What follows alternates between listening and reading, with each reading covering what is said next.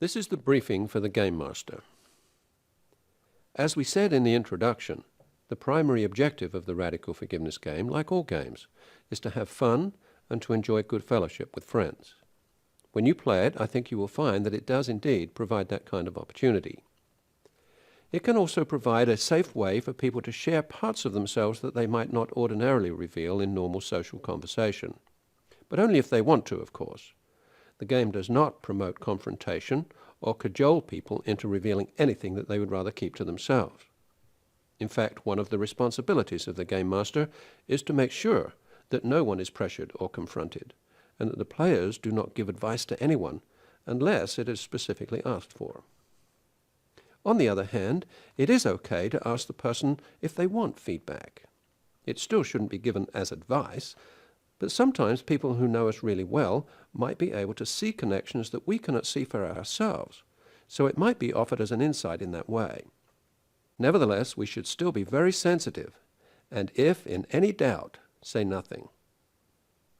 The subtext to the game, as you might well imagine, is that we hope that all those who join you in playing the game will have a radical forgiveness experience. If you have listened to the Radical Forgiveness Experience piece on this CD, or better yet, have read my book, Radical Forgiveness Making Room for the Miracle, you will know what that means. It's up to you, of course, but in the beginning anyway, I would recommend that you play the 5-minute introduction to the Radical Forgiveness game to the group before you start. They will probably be more inclined to listen to it all the way through before asking a question than if you try to give an introduction yourself. You know how friends can be, right? My objective with that introduction was to introduce a couple of concepts that they might meet as they progress through the game. One of them was projection, which they will meet when they land on the projection square or the if you spot it, you got it square. And I hinted at the idea that people who push our buttons might be our mirrors, and therefore might also be our healing angels for us. I also mentioned beliefs and blocks and how they are embedded in our victim stories. The game is designed to identify those factors and to not only release them, but in the case of beliefs, create new and more empowering ones to replace them with. So let's go through the game guide and deal with any part of that which might need a little further explanation. Before I do that, though, I think maybe I should say something about the two ways of approaching the game. This is mentioned in my introduction on the CD and in the game guide, but you might need to give people some further guidance on each of the two approaches. A player who might go for option 1 would be one who has an issue that's really up for them right now, something they either need to get clarity on or to have some resolution around. For example, it might be that they're at a crossroads in their life and need help in figuring out what is next for them. Or it might be that they're having a relationship problem and need to work through that. Someone at work might have betrayed them and they're still hurting about it, and so on. If they choose this option, they don't pick an event card or a context card, but they would have to tell the group about the situation they're working with, at least in outline. But let me also put a word of caution in here. If the person is in a state of extreme upset about something and seems quite unstable, they should not play the game, not even by using the second option. Whatever they are upset about will come out through the game anyway, so you should say no even to that. You don't want a basket case on your hands, and the game is not to be seen as a form of therapy. I would also advise someone who is severely depressed not to play. I very much doubt that you'll ever get that situation, but I wanted to make that point in case it does. It's highly unlikely that a person in that state would turn up anyway. That said, don't be surprised if you do have people experience strong emotions and begin crying at some point during the game. That's okay. Just let everyone be with it and don't try to fix people who do cry. The second option is to simply let the game suggest their issue. The event card will give them some kind of situation, such as, your friend betrayed you. The context card will suggest the context in which this event might have taken place. Let's say the context card says hospital. At first blush, that might seem an unlikely combination, but as the person contemplates the two of them, It might strike them that they are still hurting because some years ago a friend let them down over some kind of a health issue, which, while not hospital-related necessarily, might have escalated to hospitalization had measures not been taken. In other words, the cards may not have completely literal meanings, but might have some symbolic meaning to the person. Sufficient, anyway, to bring something up from the subconscious that has energy stuck around it. The game will have the effect of releasing that stuck energy and dissolving that story. On the other hand, the cards may not seem to correlate at all, at least not at first anyway, to any story that they're aware of holding within them. This doesn't matter, they simply make one up, based on the two cards they're given, and they go with that. You will be amazed at how even a made-up story will begin to reflect things in their own lives as they progress through the game. Even a totally made-up story will still give them the radical forgiveness experience, so it is not a second-class choice. Let me now go through and explain some of the landing spaces, and if necessary, expand on what is in the game guide, so you can at least give some appearance of having more expertise than everyone else. Oh, and be aware that the consequences of a landing space may vary depending on which level they're in, so make sure you're reading from the right level when you tell someone the consequences. That can be a little tricky, so you will have to be awake. But before going to talk about each landing space, I guess I should emphasize that you will need to keep everyone totally committed to doing the group responses. At first, people do feel a little awkward doing it, but much happens energetically when the group responds to the person doing their thing. So take a lead and try to pull the group along with you. Okay, so now, beliefs. This is self-explanatory, I think, especially given what I say on the intro piece. But energy blocks. Now, you might get some questions about this one, since it referenced chakras, and some people are not familiar with those. Chakras are energy centers which are in the etheric body, the energetic template for our physical body. However, they are connected to various organs and systems in the body. They vibrate at particular frequencies that correspond to various colors and sounds. Caroline Myss is the best known of many researchers who have shown that these 7 energy centers that are lined vertically up the physical body tend to carry specific kinds of emotional, psychological, and spiritual issues. The most significant ones associated with each chakra, and the color for each chakra, you will find on the spinner.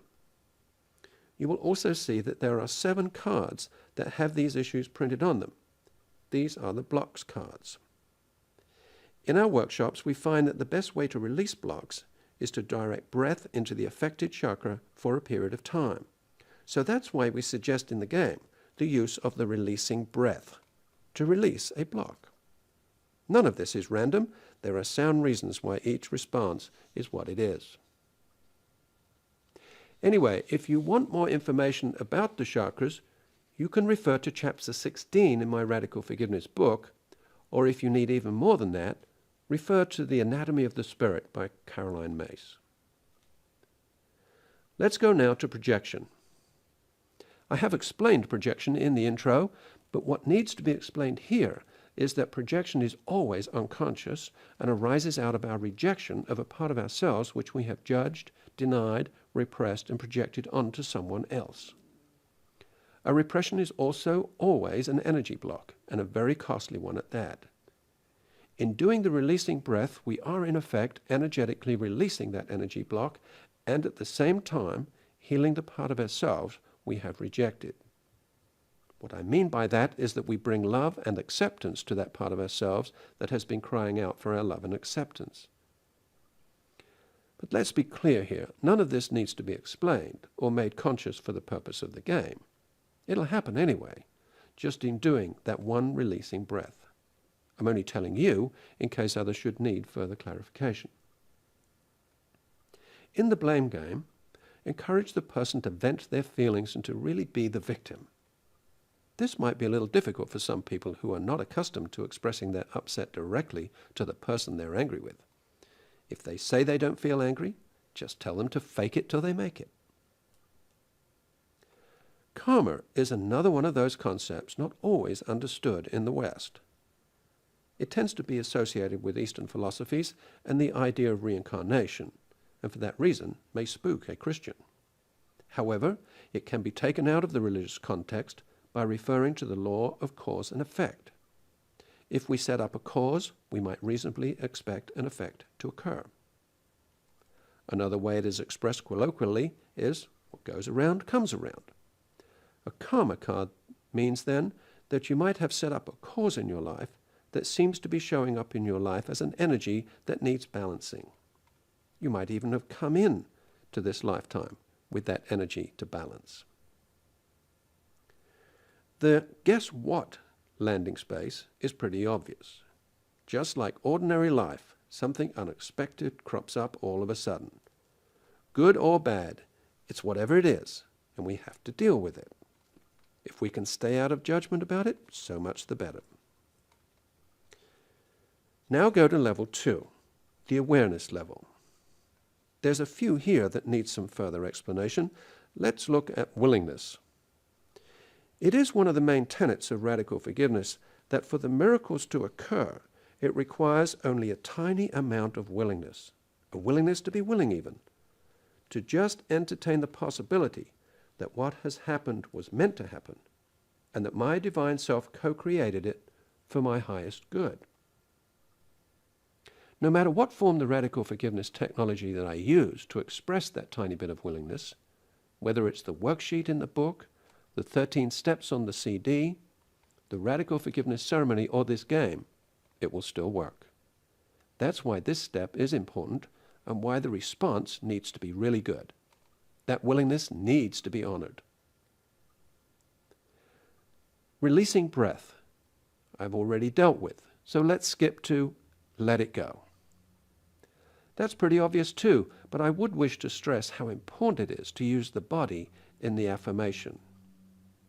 Our stories and beliefs live in every cell of our bodies. The body needs to feel and register the release at the physical level.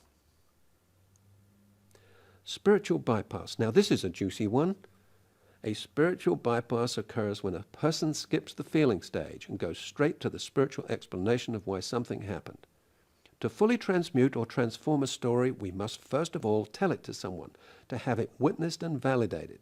That is a very important step. After all, it happened, and the fact should be heard by someone with compassion and empathy. The next step, however, is also vitally important, to touch into the feelings associated with that event. If you don't allow yourself to feel the feelings, nothing happens. You have to remember, the stuck energy is emotional energy.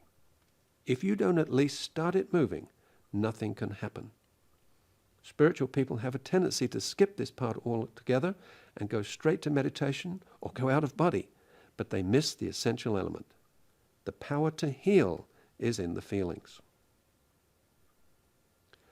Self-acceptance. Well, the thing here is that people are so used to beating themselves up, especially about having attracted someone into their lives who victimized them, that we needed to have this in here somewhere.